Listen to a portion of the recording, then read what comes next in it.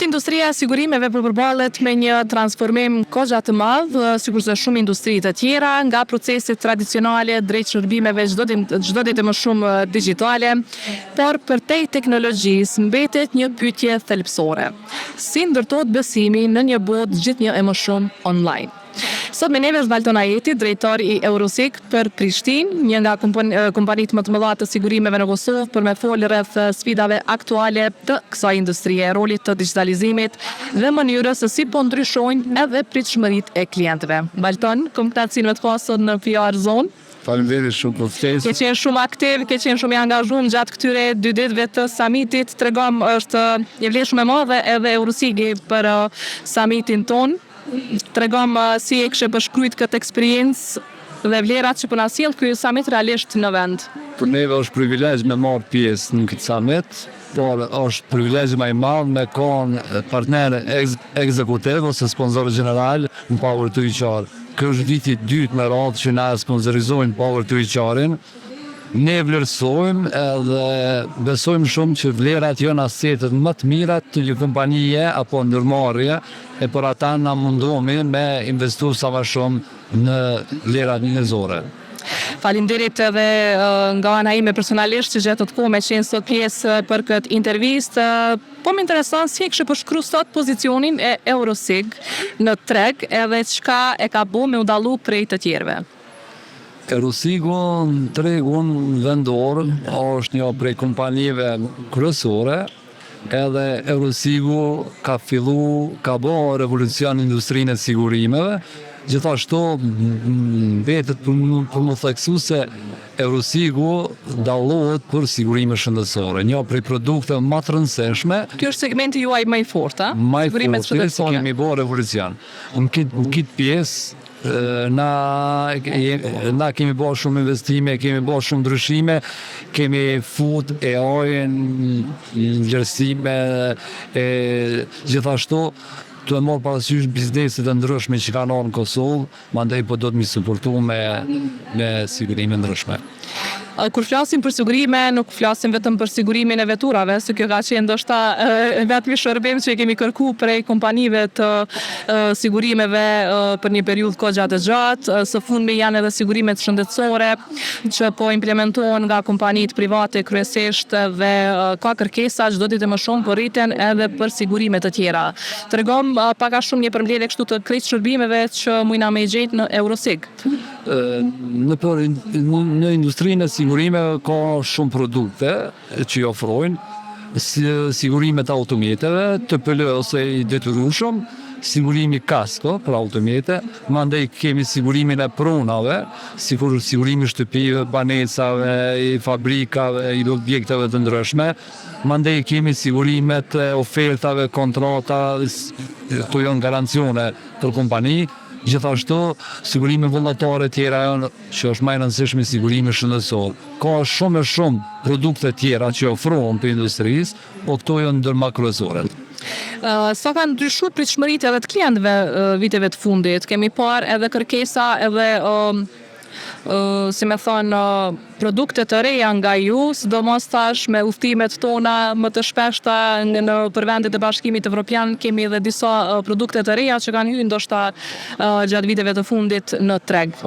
To sigurimet avat shkurtra. Ajo është produkt i sigurimit shëndetit në udhëtim.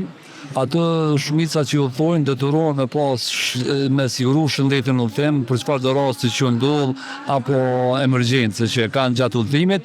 Por me kompanitë e mëdha, me korporatat, me bizneset, në kuadër sigurimin shëndetësor mund me përfituar edhe shëndetin në udhëtim në kuadër kompanisë. Na kemi shumë korporata, shumë bizneset mëdha të industrisë ndryshme, sidomos tek kompanitë ose kompanitë që me teknologji të ICT-s apo kompanitë ndryshme, ato shumica e kompanive kanë ardhur te ne. Tek ne kanë gjetë produktin shumë mirë. Mandej, na zakonisht për kompanitë e mëdha i dizajnojnë ofertat ekskluzivisht për ata, të marrë parasysh çfarë vëmendërie kanë, mandej ne ofrojmë ofertën. Kur flasim për ndryshimin e pritshmërive ose kërkesave të klientëve gjatë viteve të fundit, a ka diçka që klientët sot po kërkojnë e që se kanë kërkuar më herët? Po. qëllimi jonë si kompani është që na të punojmë më shumë në edukimin e njerëzve sa i përket sigurimeve. Fokusi jonë është në këtë drejtim edhe për atë arsye Power to HR njihet si HR ose burime njerëzore janë këto të gjitha. Por arsye na mundohemi me dhënë më shumë informacione, me ndiku në edukimin e tyre, mandej të ofru praktika konkrete, të ofru ekspertiza sakta për ta, cilat janë nevojshme. Mandej na i përshtatemi për ata. E Rusi, po? A ka ndonjë shërbim që kështë dashur që njerëzit me qenë kur e përmende vëdësimin e njerëzve ose qytetarëve të vendit tonë, a ka ndonjë produkt ose një shërbim që do të doje që njerëzit me qenë më kërkues, që mendon që ka më shumë vlerë, po shumë i rëndësishëm se sa është kërkesa për atë produkt? Kështu. Sigurimi në prona, për shembull, është një prej produkteve që më shkojnë në mendje mu, që kemi shumë kompani sot që nuk e kanë parasysh sigurimin e pronës, derisa të ndodh diçka që pastaj ju bjen në mend pse nuk e bona më herët. Njerëzit në përgjithësi investojnë, krijojnë pasuri të veta, por nuk mendojnë ç'është mi mbrojt ato pasuri. Gjithashtu edhe bizneset investojnë nëpër fabrika, nëpër objekte ndryshme, ose njerëzit krijojnë shtëpi të mira, të bukura, por kur nuk mendojnë ç'është mi mbrojt atë pasuri. Tek ne nëse ndodh diçka, po. Kjo është ajo që duhet me marrë sigurimin e pronës, sigurimin e pasurisë. Marrim shembull se cilë ka një banesë. Një banesë me siguru mesatare vjetore i del rreth 100 euro. Por mendoj investon 100 euro, 200 euro, një sigurim më thjeshtë nuk e bën, por atë pasuri që ka punuar disa vjet por edhe nuk e mbron. Kjo është ajo pjesa që njerëzit nuk kanë njohuri shumë ose ngurojnë më marr. Shtetet e Perëndimit, kjo është pjesa ku diskutohet më shumë në internet njerëzve, por kur krijojnë një pasuni, ata dojnë edhe me mbrojt. Ky mindset. Madje ka vende që kanë edhe ligjërisht obliguar sigurimin e pronës. Është një produkt që ofrohet shumë lirë, por çatë pasuni që e ke krijuar me mbrojt. Tregom cila është sfida kryesore me cilën po përballet industria e sigurimeve. Industria e sigurimeve i ka disa sfida. Janë disa sfida që ne mendojmë që industria do të më kanë me punu më shumë në krijimin e produkteve të reja, të marrë parasysh që bota po ndryshon me hap shumë madh. Ne për atë arsye thash me sigurim shëndetësori një ndër kompanitë më të mira në rajon. Ne shkak të inovacioneve që kemi sjellë brenda kompanisë. Trajtimin dëmeve ne kemi fut AI-n për trajtim dëmeve, edhe është shumë i shpejt, por atë arsye kompanitë kërkojnë makina. Si funksionon kjo? Am tregon pak? Po në trajtimin dëmeve ka qenë manualisht kur ju vlerësu, tash me AI kryhet shumë shpejt. Domethënë ju ka lehtësuar punën shumë. Shumë e ka lehtësuar punën. Mandej ne kemi sistemin online që është një më i veçantë, atë njerëzit mund të pa llogarinë e sigurimin shëndetësor në kohë reale. Sikur llogarinë e bankës. Mundesh me pa kur u pranoi, kur u vlerësu, kur u bë pagesa. Aty e shef sikur llogarinë e bankës gjithçka reale. Mandej rastet mund mu hap online.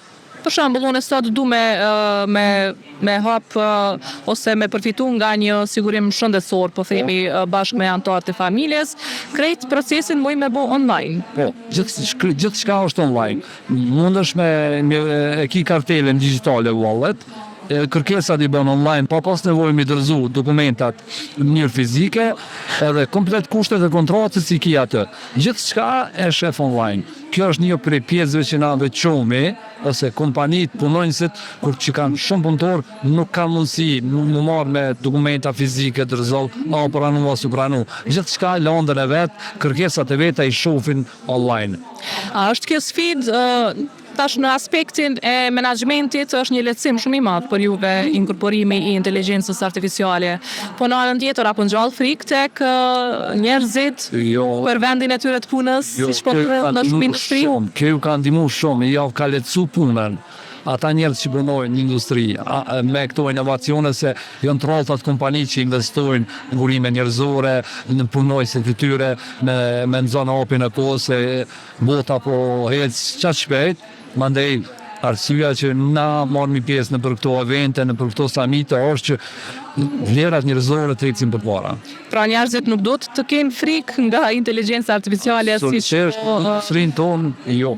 Kanë qenë disa video kështu me shaka që po qarkullojnë në përjet që AI ka me zëvendësu disa punë, njerëzit po shkresojnë punë të shtëpisë me zëvendësu. Disa që do zëvendësohen realisht. Ashtu por tek ne ende jo. Në këtë rast jo. Analizon punën për me dhënë shërbime më të mira. Edhe momentin kur kiti shërbime më të mira, më efikase, më direkte, atëherë ti je më ekspeditiv. Ti veç po rrin nga të ofër klient. Njerëzit po harrojnë faktin se me ardhjen e inteligjencës artificiale, po ndoshta disa punë mundet me i kry inteligjenca artificiale që i ka bërë dora e njerëzit, po në anën tjetër duhet të angazhosh njerëz të rinj për të kryer atë punë apo për të njohur pjesën e inteligjencës artificiale. Kështu që njerëzit pak a shumë do të jenë aty, nuk kanë ku të shkojnë, thjesht ndoshta do ta ndrojnë rolin që e kanë brenda kompanisë. Na kemi nevojë. Do të përshtaten me zhvillimin e inteligjencës artificiale. Njerëzit. Edhe njerëzit kur hek praktikat e vjetra. Po. Atëherë është kënaqësi me punu. Ata ndihen shumë më të motivuar me punu kur i lehtësojnë disa procedura të vjetra. Tash me AI gjithçka shkon perfekt. E përmendëm më herët tek DMS, që është një prej lehtësimeve më të mëdha që e keni për momentin me inkorporimin e inteligjencës artificiale. A ke ndonjë shembull tjetër konkret se çysh teknologjia ju ka ndihmuar për me e lehtësu punën tuaj? Po, teknologjia, departamenti i domeve u varë për... Që keni goxha punat. Po, ka shumë kërkesa, po, kjo e ka lehtësu mënyrën manuale trajtimit domeve. Tash gjithçka shkon në digitalizume. E kjo është arsyeja që AI e ka mësu mu trajtu domet. Zakonisht vërejtjet ose kërkesat prej kompanive ndryshme ose prej punonjësve ka qenë të kërkesat mu kry shpejt. Tash na mrena 7 dite, ka mrena 2 gjata, po shumë pritje, po tash 2 ditë, 3 ditë, 7 ditë maksimumi komplet trajtuat edhe vjen edhe kryet pagesa. Që kjo është aja që neve na ka mundësu AI. A ka ndiku dhe në rritjen e besimit kjo përshpejtim i procesit të brenda kompanisë? Kjo ka ndiku shumë. Edhe nga klientët. Edhe emri unë përbanët shumë tash për arsye se përpara ka qenë 14 ditë trajtimin i domit. Tash 2 ditë, 3 ditë është shumë efikas. Shumë efikas. Edhe ndikon automatikisht pra dhe në rritjen e besimit. Duke qenë se lidhen me besim shumë kompanitë e sigurimeve, e thamë që teknologjia nuk mundet ose mundet deri diku me zëvendësu edhe kontaktin njerëzor. A ka raste kur kontakti njerëzor është i pa zëvendësueshëm? Se thamë mundet me u zëvendësu, por cilët janë ata përbërës të kompanisë që nuk munden me u zëvendësu as njëherë nga teknologjia? Kështu, në industri sigurime ka shumë departamente që janë shumë të rëndësishme, sidomos marrja në sigurim, departamenti dome, departamenti shitjes, zyra ligjore. Këto munden u zëvendësu deri në pikë, po jo plotësisht. Jo plotësisht. Njerëzit janë gjithmonë nevojshëm, sidomos ekspertat e lamive ndryshme, ata janë pazamisuar shumë në disa raste. Kur folëm për transformimin digital brenda stafit, e thamë që inkorporimi i inteligjencës artificiale ka ndryshuar dhe kërkesat, po edhe nevojën juaj si kompani për rekrutim ndryshe. Çka keni vrejt gjatë viteve të fundit që është dashur të rekrutoni në krahasim me para disa viteve kur ka shkuar gjithçka në mënyrë tradicionale? Kështu, para 4-5 viteve shumica punëve janë kryer në mënyrë manuale, pas disa punëve tash shumica gjanave janë digitalizu, janë ardhur software ndryshme, janë ardhur praktika shumë ndryshme që... Kështu që sot ju do të keni programer, të keni zhvilluar software brenda kompanisë që ju ndihmojnë edhe në këtë pjesë. Ata njerëz që kanë qenë njëjtën punë tash e bojnë me shumë planësi. Po. Tash e bojnë me shumë planësi, ja ka lehtësuar mënyrën e punimit. Janë shumë më efikas, janë shumë më fleksibel. Domethënë kjo është një punë që bëhet shumë e mirë. Po du më këthy pak të ajo që e them më herët, se më la shumë përshtypje që ju si kompani, Eurosig, keni përgja një rol të madh edhe në edukimin e masës lidhur me sigurimet në përgjithësi. Tregom çka keni bërë konkretisht deri më sot që të ngrisni vedijen e qytetarëve për sigurimet shëndetësore? A ka ndonjë kampanjë, ndonjë iniciativë nga Eurosig që kishë mujtë me ndonë sot me ne? sa për dinin tuaj, Eurosigu është pjesëmarrës në çdo event, çdo summit, çdo konferencë, çdo workshop, mundohemi me qenë pranë bizneset, pranë njerëzve, duke ju dhënë këshilla, duke ju dhënë informacionet nevojshme për produkte të ndryshme. Vlen ceket një klient joni shumë vite më herët nuk ka pas asnjë produkt për me mbrojt pasurinë e vet. Në vitin e kaluar, mos i pat hinë sigurim, ne i kemi pagu një dom vlerë 2 milion euro. 2 milion euro. 2 milion euro. Mrena 3 muaj në kohë rekord. Ai ka mbeti fascinum edhe mënyrën qysh na e ja kemi mbrojt pasurinë. Kjo është një shembull që ndoshta në Kosovë njerëzit nuk mundin me imagjinu.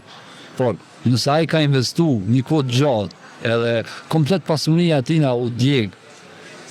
Po. Para menoj çfarë impakti jep industria. Kemi pas goxha shumë raste gjatë viteve të fundit të bizneseve të mëdha që kanë rënë deri në temel nga djegja ose nga ndonjë aksident tjetër edhe që nuk kanë pasur sigurime. Është vërtet. Që dëmi ka qenë i jashtëzakonshëm edhe rimëkëmbja mandej hala edhe më e vështirë. Arsyeja është kjo që na mundohemi me kanë të secili biznes, të secila industri, me kanë ofër, më ju tregu që industria sigurime është për me mbrojt ata.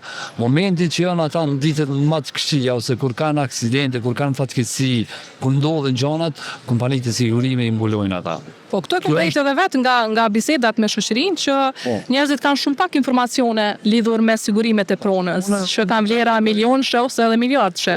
Unë ta tregoj një rast, kur e ka ble veturën, dikon 100.000 euro, edhe nuk do ke me siguru, veturën me mbulu, pasuninë e vetë që ka kriju me siguru. Edhe unë e binda që me siguru, mas disa mujve pat aksident, vetë aksident. Edhe kur erdhe hapi rast një mbulu, dame. Went the hard way. Edhe tash ajo është për neve referenca me e mirë, se ka të që shkon, ajo na përmen. Po. Se na edhe kemi mbrojt ato, po dhe kemi kriju një referencë shumë mirë. Ka raste kur njerëz kompanit ku e blen veturën deri nuk e di me çfarë shumë se s'kam shumë informacione për këtë pjesë që obligojnë klientin që ta sigurojë kasko veturën. Kjo është në fillim. Nuk është shumë e shpesh, po vitet e para. Po ato kompani që shesin në farë mënyre në këtë rast kur e marrin përmes bankës, obligohen me mbulu pasurinë se banka s'ja mbulon nëse ti se siguron pasurinë. Në kësaj rasti banka ti obligohet. Është një e mirë e detyrueshme. Po, është e mirë e detyrueshme. Por e rëndësishme është që secili çdo pasuri që ka kriju ose çdo aset që e ka është mirë me siguru. Kjo është një prej gabimeve të shumta që bëjnë njerëzit sa i përket sigurimeve. Në raste që njerëzit i kanë shtëpitë ose banesat, ato i sigurojnë prej termetit, prej vjedhjes, prej zjarrit, prej fatkeqësive ndryshme. Ajo është një sigurim që secili do të me pas. Si në rastin nuk do të me kanë shumë i detyrueshëm, kur njerëzit do të me mendu mas pari për veten.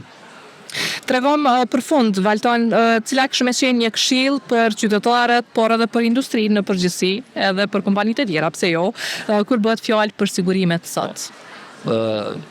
Këshillat që i kisha jep ishin kanë shumë të rëndësishme, sidomos për industrinë e sigurimeve, edhe për regulatorin BCK. Kisha kërku që industria mund unifiku, me punu sa ma shumë në vetëdijsimin ose edukimin e njerëzve, me marrë shumë kampanja me kanë bashkarisht në informimin, edukimin e njerëzve, gjithashtu për njerëzit kërkoj që sa ma shumë çfarë do pasurie që kanë, automjet, shëndet, shtëpi apo gjithçka që kanë, mbrone veten, mbrone pasurinë. Faleminderit shumë Valton. Faleminderit. Ishte kënaqësi me të pasur këtu, por edhe në summit. Faleminderit për prezencën.